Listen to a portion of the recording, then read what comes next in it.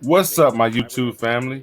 This your boy Versatile. This is my YouTube boxing channel, Versatile Boxing Talk, where I'll be giving my opinion and taking your opinions on boxers and up and coming boxing events. So like, subscribe, and share. What's up, boxing fans? It's your boy Versatile. This is Versatile Boxing Talk, and today I want to talk about boxing. Of course, one of my favorite sports, if not my favorite, and I want to get down to the nitty gritty and talk about Turk Al.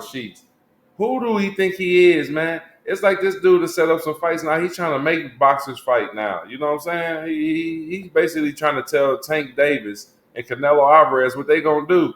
And you could tell he haven't had no talks about the stuff that he's bringing to social media. Tomorrow, I'm going to have Canelo fight Terrence Crawford, or I'm going to have Tank fight him. And man, dude, just because of the money you bring into the table, man, you got to think about it. Canelo Alvarez and Tank Davis is both making 30, 40, 50 million a fight, man. What else can you do for them? Yeah, these dudes making so much money that they don't even know what to do with it, man. You coming from Saudi Arabia, and I did a background check on this man. This man is an entertainer, a slash lyricist, slash poet, slash activist. Well, everything under the sun down there. He's very well respected in Saudi Arabia, so he's trying to get his respect level to that same level in the U.S. You're not gonna do it by trying to tell people what they're gonna do. I feel like he's one of them. He one of them dudes over there in Saudi Arabia that tell people what to do and just move his finger and they do whatever he want.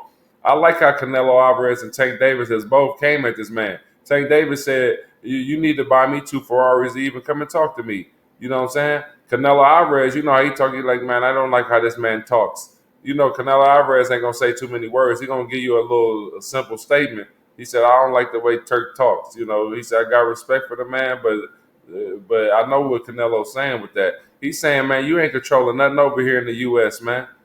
He looking like you ain't controlling nothing. You're gonna try to come over here and tell us, oh, I'm gonna set this fight up. Now Turk Al and Canelo Alvarez is in the all out war now.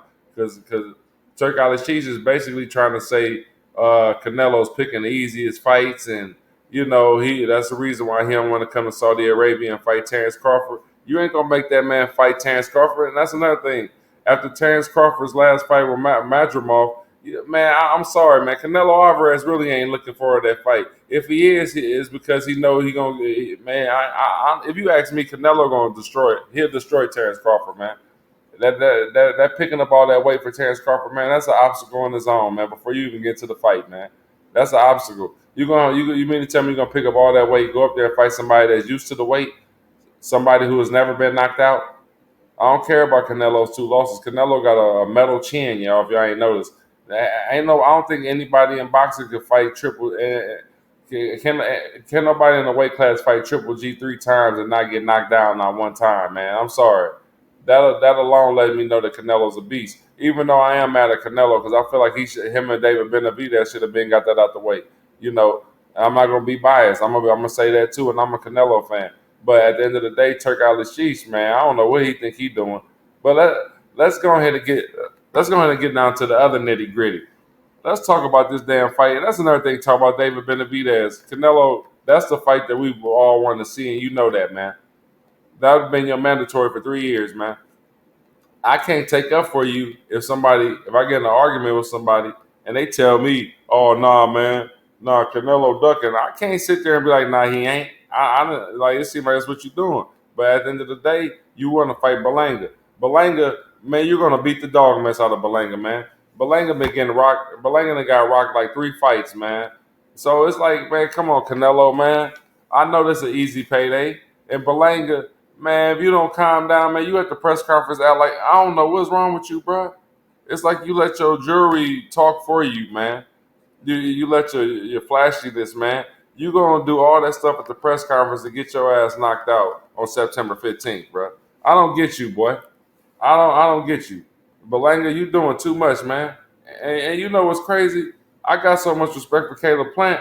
That's the reason why I got pissed when you tried to come at Caleb Plant at the press conference. Gonna talk about some, I ain't about to get knocked out. Like, man, I don't care what anybody say. Caleb Plant got heart, bro. And I rock with Caleb Plant, man.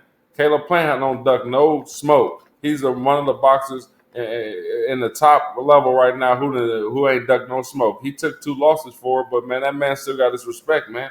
And he don't take no mess from nobody in the ring or outside of the ring. You can ask Jamal Charlo that. When he slapped Jamal Charlo, man, I was tripping, man. I couldn't even believe that, man. And it's funny too because Caleb Plant is the type of person he try to lay back and sit back and chill, man. It seems like everybody love messing with Caleb Plant, man. It's like everybody love messing with Caleb Plant.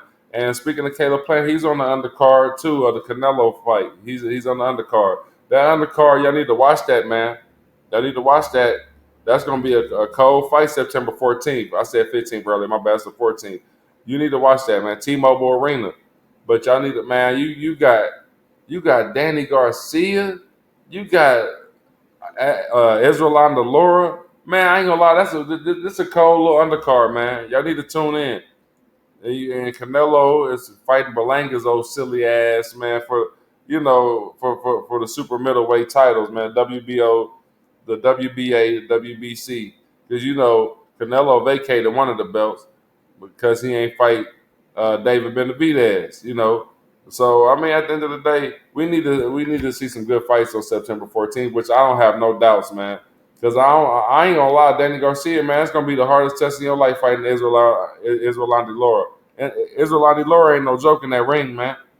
He 41 years old. He really like a 41-year-old Floyd Mayweather for real halfway, man. He's a counterpuncher, die-hard counterpuncher.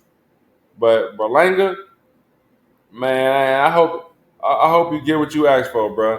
In it to winning, no options. Turn up, keep it poppin'.